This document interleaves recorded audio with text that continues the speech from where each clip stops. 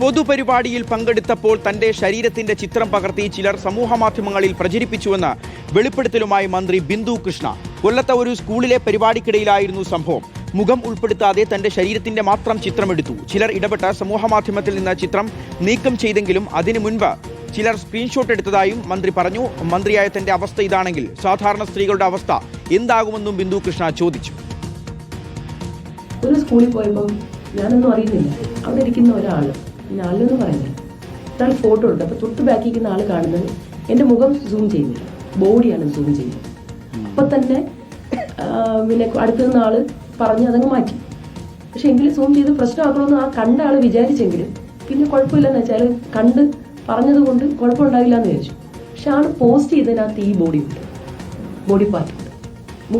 ഏതൊരു മനുഷ്യൻ നമ്മൾ ഫോട്ടോ എടുക്കുമ്പോൾ മുഖമില്ലാതെ ബോഡി പിടിച്ചു. അപ്പം മിനിസ്റ്ററായ എൻ്റെ ഫോട്ടോ അങ്ങനെ പിന്നെ അത് വലിയ വിഷയമാക്കി അയാൾ ഡിലീറ്റ് ചെയ്തു. ഡിലീറ്റ് ചെയ്തെങ്കിലും ആളുകൾ സ്ക്രീൻഷോട്ട് എടുത്ത് വെച്ച് ബന്ധപ്പെട്ട മാനേജ്മെന്റിനെയൊക്കെ അറിയിച്ചു.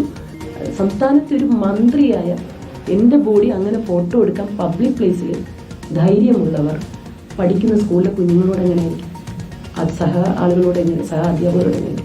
അതികർശനം സാധാരണ ആരും ഉപദ്രവിക്കണമെന്ന് ആഗ്രഹമുള്ള ഒരാളല്ല ഞാൻ, പക്ഷെ അതികർശനം അവിടെ എടുക്കണമെന്ന് പറഞ്ഞു.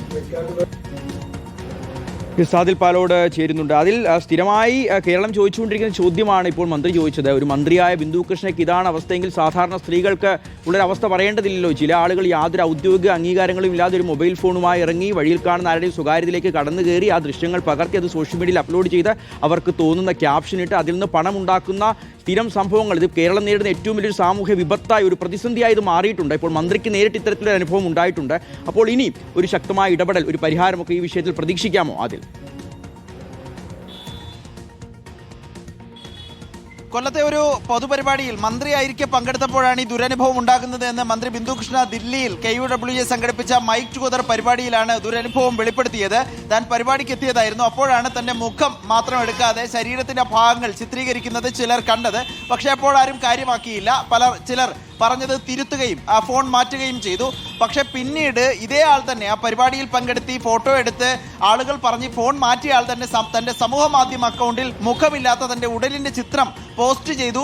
അത് പിന്നീട് വലിയ തോതിൽ ചർച്ചയാവുകയും ആ പ്രദേശത്ത് ആളുകൾ, കോൺഗ്രസ് പ്രവർത്തകരൊക്കെ ചെന്ന് അയാളുടെ ഫോണിൽ നിന്ന് ഡിലീറ്റ് ചെയ്യിക്കുകയും ചെയ്തു. തൻ്റെ അനുഭവം, മന്ത്രിയായിരിക്കെ പൊതുപരിപാടിയിൽ പങ്കെടുത്ത തൻ്റെ അനുഭവം ഇതാണെങ്കിൽ നാടിൻ്റെ അവസ്ഥ എന്താണ് എന്നാണ് ഇപ്പോൾ ചോദിക്കുന്നത്. ശക്തമായ നടപടി മേൽപ്പറഞ്ഞ കാര്യങ്ങളിലൊക്കെ ഉണ്ടാകുമെന്നുകൂടി ബിന്ദു കൃഷ്ണ പറഞ്ഞു വെക്കുകയാണ് ഷിഹാസ്.